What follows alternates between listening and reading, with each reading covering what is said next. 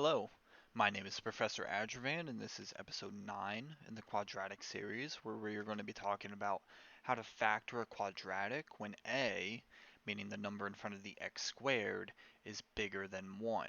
If you haven't seen episode 7, where you learn how to factor by grouping, and episode 8, where we factored quadratics when a was equal to 1, I highly recommend that you watch those first because we are using skills learned in those two videos in this video. The three examples that we're going to be looking at in this video are on your screen now. If your homework problems or whatever you're working on looks like these problems, and this is the correct video for you, if you're looking at these and you think that you already know how to do them, then I would recommend going into the next video in the quadratic series.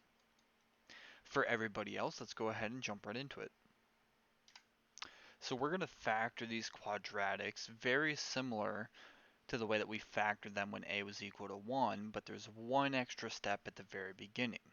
And that's instead of just looking at the c term and looking for factors that add up to make b, we're going to look at both the a and the c terms doing what is called the AC method.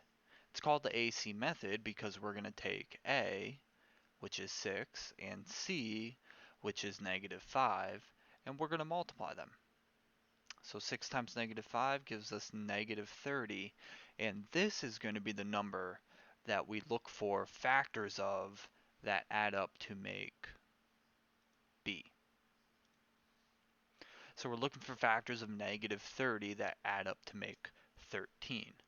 So we can start listing all of these out. 1, -30, -130, 2, -15, -2, +15, -3, 10, 3, -10, 6, -5, 5, -6.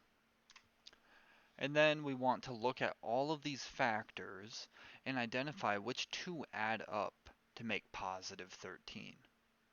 If we start adding them up and we're analyzing them, we would eventually find that this one, -2 and +15, add up to make our b term +13. What we're going to do is we're going to break apart this b term into -2x and +15x. So we're going to rewrite our quadratic as 6x squared, not plus 13x, but minus 2x plus 15x minus 5.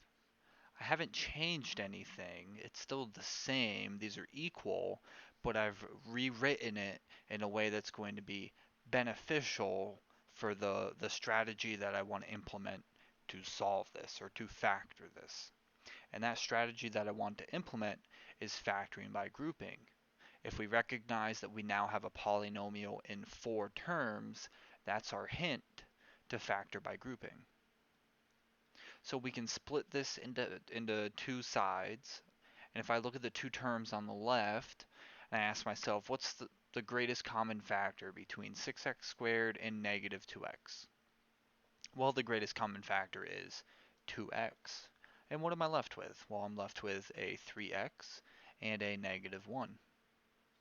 Between the two terms on the right, the 15x and the -5, what's the greatest common factor? Well, the greatest common factor is 5, and what are we left with? We're left with the 3x minus 1. Because these two parentheses are equal, they both have a 3x minus 1, we know that we've done everything right, and that 3x minus 1 is one of our two factors. The two GCFs that we pulled out, 2x and +5, make our other factor. And just like that, using the skills learned in the last two videos, factoring by grouping and factoring when a is equal to 1, we have our two factors for this quadratic. If you want to check your answer, you can FOIL or multiply by using the box method or stacking, which I also have videos on, and you should end up with the polynomial that you started with. In our next example, we have a negative 10x squared minus 13x plus 3. I want to start it the same way. I want to take my a, negative 10, and my c, positive 3, and multiply them together. So a times c is going to give me negative 30 again. And I'm looking for two factors of negative 30 that add up to make negative 13. So instead of listing them all out, which is what I recommend doing when you first start learning how to factor, listing all the factors out, we're just going to list out the ones that might give us the answer. So it's definitely not going to be like 1 and 30 or 6 and 5, but maybe 3 and 10. 3 and 10 make 13, so I would need a 3 and a negative 10, or a negative 3 and a positive 10. Okay, well if I add up these, and neither of them are going to give me the negative 13 that I want. So what are two other factors that might work? Well, maybe 2 and 15. We could have a negative 2 and a positive 15, or a positive 2 and negative 15. And there it is. We found the two factors, 2 and negative 15, that add up to make our b term. So we're going to approach this the same exact way, rewrite the problem, but instead of putting this b that was in the original problem, negative 13x, we're going to break it apart into the two factors that we found, plus 2x minus 15x. And it doesn't matter which order we write these in, we will end up with the same final answer, but the work between might look a little bit different. So we have a polynomial with 4 terms, so we can factor by grouping. We can draw our imaginary line down the center. Looking at the two terms on the left, negative 10x squared and 2x, we need to take out a greatest common factor. The GCF between these two terms would be 2x. What are we left with? Well, we're left with a negative 5x and a positive 1. Between the two terms on the right, negative 15x and positive 3, they have a greatest common factor of negative 3, positive 3, leaving us with a negative 5x plus 1. Negative 5x plus 1, negative 5x plus 1. We know that we successfully factored by grouping, and we know that that negative 5x plus 1 is one of our factors, and that the two GCFs, 2x and negative 3, make the other factor.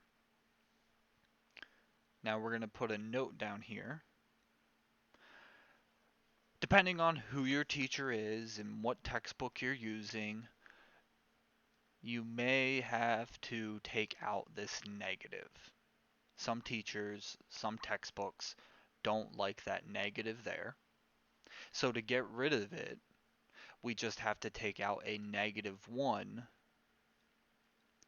from this binomial, which flips both the sign of the negative 5x and the positive 1. Flipping the sign, I mean changing it from negative to positive 5x and from positive 1 to negative 1. The 2x plus 3 will stay the same. If you're not sure which version is acceptable, they're both equivalent. They're the same exact thing, but I know that some teachers prefer the bottom answer, some teachers prefer the top answer, some teachers in textbooks don't care. We have one more example that I want to go over. 8x squared plus 60x plus 28. If I was to just jump into this problem and do it exactly the same way that we've been doing it, I would have to do 8 times 28. 8 times 28, that's 224.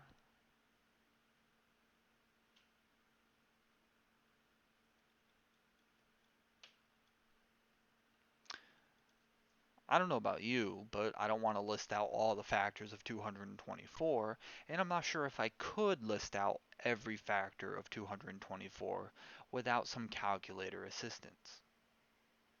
So instead of doing that, what I want to do, especially when I see these big numbers in the problem and this big number from my AC, is I'm going to go back. We're going to go back to the very beginning, and instead of doing A times C, I'm going to look at the problem, and I'm going to look and see if there is a greatest common factor between all of these terms that I can take out to make these numbers smaller.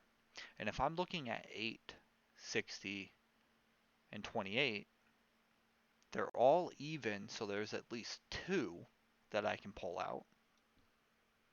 And we can go one step further and pull out a 4.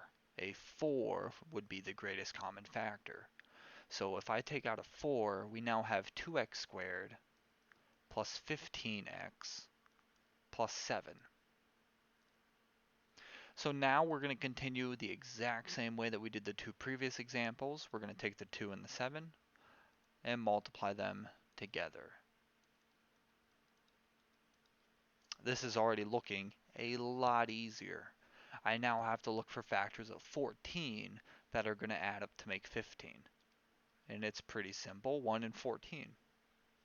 We're going to continue this problem just like we did, where we're going to rewrite the quadratic 2x squared, but instead of plus 15x, we're going to put plus 1x plus 14x